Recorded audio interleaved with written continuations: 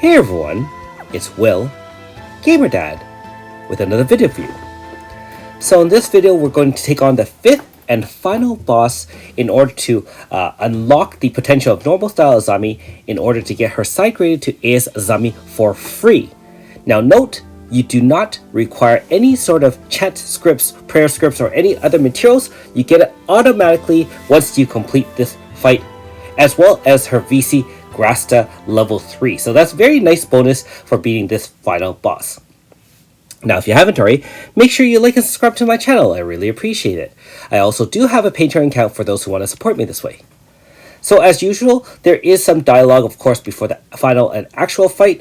And I was on edge here because as you watch through this particular fight and dialogue, you'll note that the love god isn't all we expect it to be. And unfortunately, it has some ulterior motives. But, of course, with most storylines written by WFSS, everything works out at the end. And, of course, AS Azami gets what she wants. Well, kind of. Again, I really hope that they do ship Aldo and Azami together in the future. The ending is quite cute and touching. And so I hope you do enjoy this last video and storyline for AS Azami. Now again, like most storyline videos that also have a boss fight, I'm going to stop not talking now and let you watch the rest of this part in peace, and we'll catch up at the final boss fight later on in the video. Thanks for watching, and we'll see you later on.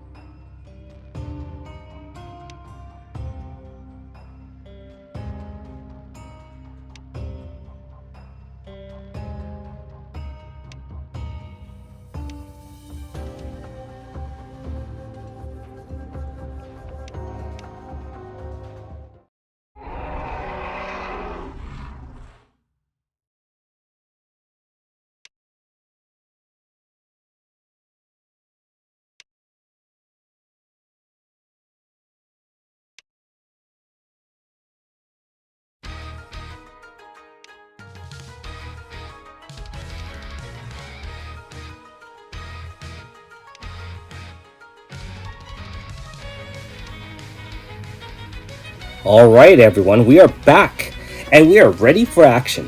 So again, my sons actually did already beat this boss before me, and so they did suggest me to do using a thunder type team. Now note that at times the final boss, which is Perfect Love, does give a love sync kind of orb or counter on your unit, and if you get 3 of them, then it changes its attack to weakness. So if you get lucky enough to get 3 of these love sync orbs on one character, it will allow you to have weakness on against the enemy, and of course that's really RNG dependent, so we're going to end the fight much shorter than that.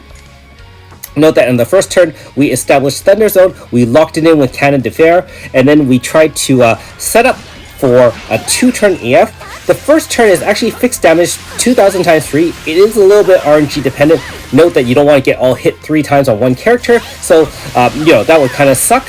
in this case, it does have 1 HP stopper, which we can clearly easily get to. Note that it is vulnerable to thunder. Not sure about other elemental types, but we are going to set up as many multi-hit combos as we can and set up all our buffs, debuffs, and shielding and healing as needed. Remember that we do have dual debuff from Orlea as well as hold ground, which unfortunately will come into play a little bit later on this fight.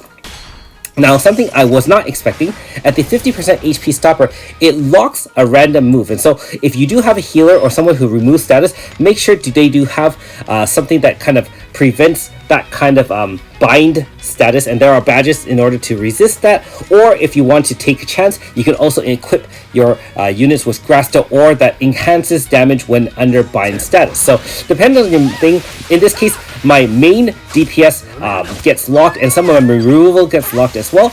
Also note that we did require hold ground because unfortunately Nakoko got hit twice with that 3,000 fixed damage. So it's 3,000 times 3. Remember that before the HP stopper is 2,000 times 3. And so like I said, Orlea's hold ground really comes into play. I know it's a little bit cheesy that we survived the hit, but in this case, whatever, we're just here to win. I'm sure, again, there are much better strategies, but we're trying to kind of just beat it down, and I didn't want to think too much about it.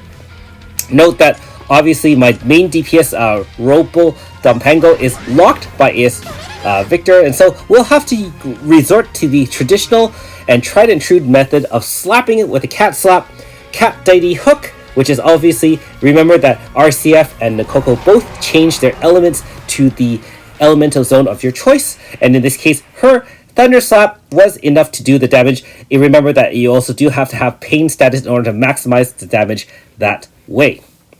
Again, not too difficult. Remember that you also get her VC Grasta for free after the end of this fight. And if you fast forward to the end of the video, there will be not only the graphic that upgrades her to the AS, you can also see the loadout that I brought along for this fight. Anyways, hopefully you enjoyed the series of 5 fights, and I will say the fights were kind of fun, but certainly the storyline was really, really awesome. I was looking forward to it, and it did not disappoint at all.